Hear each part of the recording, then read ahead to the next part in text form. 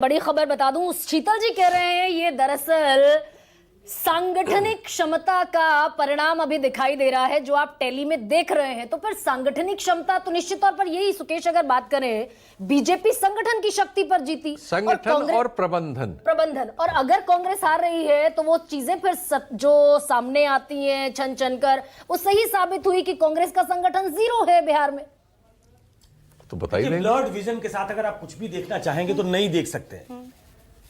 हम अगर social media के रील्स देख के ही समझना चाहें कि वही ग्राउंड पे स्थिति है तो आप नहीं देख सकते। सिर्फ सांगठनिक तौर पे मजबूत नहीं है बीजेपी। मैंने कल भी आपको कहा था, पहले भी कहा कि बीजेपी भले सत्ता के शीर्ष पे नहीं आ पाई हो बिहार में, वो मौका नीतीश कुमार ने और लालू यादव ने बीजेपी को बिहार में नहीं दिया, लेकिन धीरे धीरे इनरोड बीजेपी ने वहां बनाया है। बीजेपी ने एक वोट बैंक को अपना बनाया है। प्रधानमंत्री नरेंद्र मोदी के राष्ट्रीय स्तर पे जो उनका प्रादुर्भाव हुआ और उसके बाद जो उन्होंने ओबीसी पॉलिटिक्स की, उसने बीजेपी को फेच किया है। और ये जो नतीजे आप देख रहे हैं, चाहे जेडीयू ज्यादा हो चाहे बीजेपी ज्यादा हो, ये एक दूसरे को कॉम्प्लीमेंट करते हैं। ये पहले भी बड़े कॉम्प्लीमेंटिंग फोर्स थे एक दूसरे के लिए, और जब आप एक दूसरे को कॉम्प्लीमेंट करते हैं फिर ये नतीजे आते हैं। जब दोनों पार्टी एक जैसी हो, 141 और 102 भी जब लड़ते थे, कहने के लिए बीजेपी छोटी पार्टी थी, लेकिन सांगठनिक स्तर पे बीजेपी तब भी एक बड़ी पार्टी थी, एक डिसिप्लिन कार्डर है उनके पास, तो वो कॉम्प्लीमेंट करते थे उस जमाने में भी जेडीयू को। लेकिन आरजेडी और महागठबंधन को जब आप देखेंगी, एक मिनट, जेडीयू दफ्तर की तस्वीरें आ रही हैं, ये जेडीयू दफ्तर में शंख बजाया जा रहा है और तमाम लोग बड़े उत्साहित हैं। सुकेश, ना बजाया जाए तो कब बजाया? कहिए। जिसको फिनिश कर दिया था लोगों ने और महागठबंधन ने कि नीतीश कुमार तो बिल्कुल खत्म हो चुके हैं, नीतीश कुमार की कोई कह रहा था 25 सीटें भी नहीं आएंगी, चाचा खत्म हो चुके हैं, अगर वो इसके नायक बन के उभरते हैं तो शंख तो बजाया जाएगा। लेकिन ये समझना जरूरी है, मैं पहले भी कह चुका हूं कि एक हास्य कवि है सुरेंद्र शर्मा, तो वो हरियाणवी में मुझे कहना नहीं आएगा, लेकिन उसका मतलब ये था, उनसे पूछा गया कि भाई, उन्होंने कहा कि दोनों हस्बैंड वाइफ को कि अब थे जीवन गाड़ी के दो पहिए हो, अपनी जीवन गाड़ी आराम से खींचो। तो सुरेंद्र शर्मा कहते हैं कि जिस गाड़ी में एक पहिया ट्रैक्टर को हो, दूसरे साइकिल को हो, तो गाड़ी कहिया चलेगी। तो मतलब एक महागठबंधन में एक पहिया साइकिल का, दूसरा पहिया ट्रैक्टर का, आरजेडी बड़ी पार्टी, वोट उसके पास, दूसरा पहिया जो है वो उसके पास पूंजी है ही नहीं।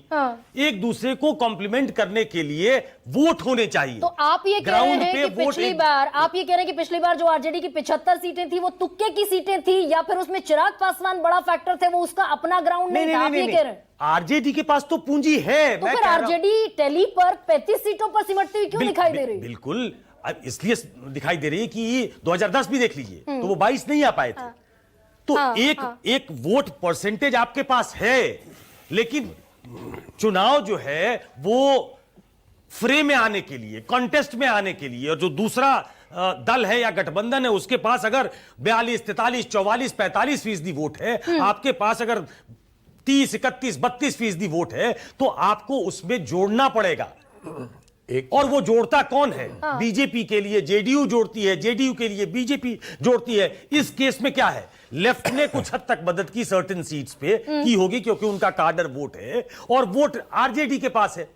वो अपने वोट में जोड़ ही नहीं पाते कि यहां तक पहुंच पाए। ये नतीजे तो 50 के नीचे है। सुकेश, आप ये कह रहे हैं कि जो एग्जिट पोल फाइनली हम कल दिखा रहे थे एक्सेस माई इंडिया का, वो भी दरअसल ये गणित लगाने में नाकाम रहे कि आरजेडी 35 सीटों पर सिमटती हुई दिखेगी। मैंने उनसे पूछा था, मैंने उनसे पूछा था कि ये +2 -2 अगर प्ले में आता है फिर क्या होगा? तो उन्होंने कहा अगर +2 प्ले में आता है फिर वो 45 पे होंगे और आरजेडी 39 पे होगी।